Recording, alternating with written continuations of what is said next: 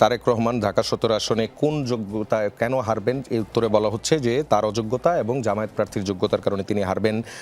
এবং বেশ অত্যাচারের একটি সময়ের কথা বলা হচ্ছে, যেই সময়টাকে আপনারা অভিজ্ঞতার কথা বলেন সেই সময়টাকে অত্যাচারের সময় বলেছে, দুর্নীতির সময় বলে তারা বলছেন। এবং কিছুক্ষণ আগেও পরিবর্তনের যে অভিযোগ, সেই অভিযোগেরও তিনি উত্তর দিলেন। আপনার এই বিষয়ে কি জবাব? It's been a while I couldn't sit before the camera for a talk show. আর মানে এই নির্বাচনী কাজের কারণে আসলে সুযোগ হয়নি। তো অনেকদিন পরে আজকে আমি আসলে স্ক্রিনের সামনে বসেছি। তো আমার জামায়াতে ইসলামী ভাইয়ের কথা শুনে আমার একটা বাংলা প্রবাদ মনে পড়ে গেল হঠাৎ করে, যে সঙ্গ দোষে লোহা ভাসে। তো আমি যেহেতু ল্যাপটপে কথা বলছি, স্ক্রিনে আমি ওনাকে দেখতে পাইনি তখন। তো আমার ওটার কথা শুনে মনে হচ্ছিল যে আমি বোধহয় আমাদের আরো এনসিপির যে নেতাকর্মী আছে ওনাদের কারোর সাথে বসে আছে বক্স করতে।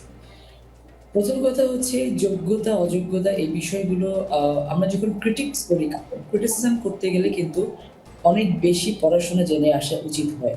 সো আমার মনে হয় যে আমার ভাইয়ের আরো উচিত ছিল আমাদের চেয়ারম্যান সম্পর্কে দুটো সমালোচনা করতে গেলে তাকে আরো ডেপথ নলেজ নিয়ে এসে বসলে আমার মনে হয় ভালো হতো। কারণ ক্রিটিসিজম ইটস অ্যান আর্ট। আপনি ক্রিটিক্স করবেন। ব্যক্তিগত আক্রমণটা মানুষ তখনই করে যখন তার কাছে লাস্ট ইনস্ট্রুমেন্ট হিসেবে আর কোনো কিছু থাকে না, এবং এটা কিন্তু মানুষের হীনমন্যতার পরিচয় দেয়। সো আমি দোয়া করি আমার ভাই অনেক যোগ্য হোক। উনি ঢাকা ১৭ আসন আমাদের চেয়ারম্যানকে উনি কন্টেস্ট করছেন, আমি তার জন্য শুভকামনা রাখি। তবে একটা কথা আমি বলতে চাই যে আপনারা যারা আজকে জামায়াত ইসলামের রাজনীতি করছেন, জামায়াত ইসলামী হ্যাজ আ হিস্ট্রি। তাদের একটি ইতিহাস আছে।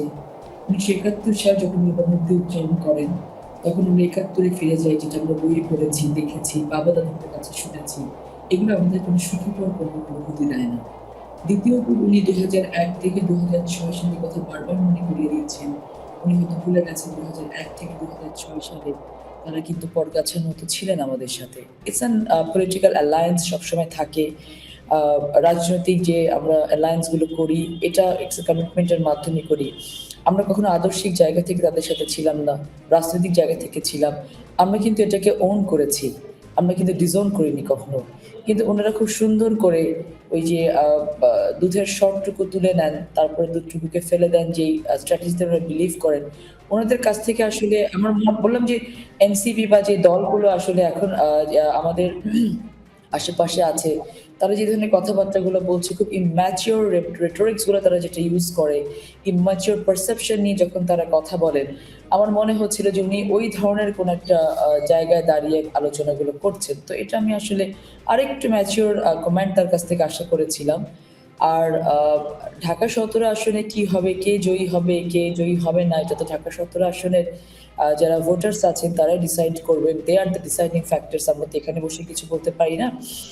তবে বাংলাদেশের রাজনৈতিক প্রেক্ষাপট, বাংলাদেশের রাজনৈতিক ইতিহাস যেটা বলে যে আমাদের জিতে আসা বা জিতে না আসাটা ডিপেন্ড করছে টোটালটাই আমরা কতটা মানুষের আস্থা অর্জন করতে পারছি, কতটা জনগণের যে চাহিদা আছে সেই চাহিদার সাথে সামঞ্জস্য রেখে আমরা আমাদের ম্যানিফেস্টোগুলো তাদের কাছে পৌঁছাতে পারছি। বিগত ১৭ বছরে এই যে নির্যাতন নিপীড়নের কথা আমার জামাত ইসলামের ভাইটি ভুলে গেছেন, গুমের কথা ভুলে গেছেন, ক্রসফায়ারের কথা ভুলে গেছেন। আমি জানি না উনি কি করে ভুলে গেলেন যে গুমের শিকার আমাদের ম্যাক্সিমাম মানুষ হয়েছে, ক্রসফায়ার শিকার হয়েছে। সেখানে কিন্তু তাদের নেতাকর্মীও আছেন। তো উনারা কিভাবে সবকিছু ভুলে গেলেন এবং উনারা ইট দিয়ে পিটিয়ে মেরে ফেলার যে ঘটনাটার কথা বলেছেন, সেটা যে কতখানি সত্যতা কতটুকু ছিল, সেখানে বিএনপির মানুষের ইনভলভমেন্ট কতটুকু ছিল, বিষয়গুলো তখনই কিন্তু ডিসাইডেড হয়ে গেছে। জি, তো আপনাকে এই এবার আমার একটা প্রশ্ন আছে, যে একটু সংক্ষেপে যদি উত্তরটা দেন। ভোট গণনায় দেরি হবে বললে তাৎক্ষণিকভাবে তা প্রতিহত করতে নেতাকর্মীদের নির্দেশ দিয়েছেন চেয়ারম্যান তারেক রহমান। এদিকে প্রধান উপদেষ্টার প্রেস উইং আরও আগেই জানিয়েছিল ভোট গণনায় এবার সময় লাগবে, কারণ এবার গণভোটের হিসেবও জড়িত। এই যে এক ধরনের নির্দেশনা দেওয়া, তাৎক্ষণিকভাবে প্রতিহত করা, এর মধ্যে কোনো ধরনের মিসকমিউনিকেশন হতে পারে, এর মধ্যে মিস ইনফরমেশন ছড়াতে পারে, এবং এক ধরনের সহিংসতা সংঘাতের মতো ঘটনাগুলোও যদি ঘটে, এর দায় কি বিএনপি এড়াতে পারবে? না, এটা প্রতিহত বলতে তো উনি এটাকে এটা এমন কিছু বোঝান নাই যে ওখানে একটা ম্যাস ক্রিয়েট করা। কথাটা হচ্ছে যে ইলেকশনে আমরা বিগত সময়ে দেখেছি। দিনের ভোট রাতে করার ইতিহাস দেখেছি।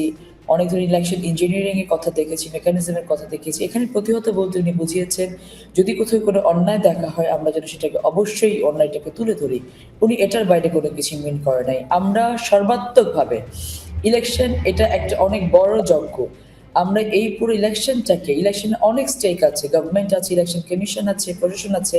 আমরা বারংবার কিন্তু ইলেকশন কমিশন থেকে শুরু করে গভর্নমেন্ট থেকে শুরু করে প্রশাসন থেকে শুরু করে প্রত্যেকটা স্টেটকে 100% কোঅপারেশন দেওয়ার কথা বলেছি, মিন করেছি এবং বলেই যাচ্ছি, কাজও করছি। কারণ আমরা চাই যে ইলেকশনের পরিবেশটা যেন কোনোভাবেই নষ্ট না হয়, ব্যাহত না হয়।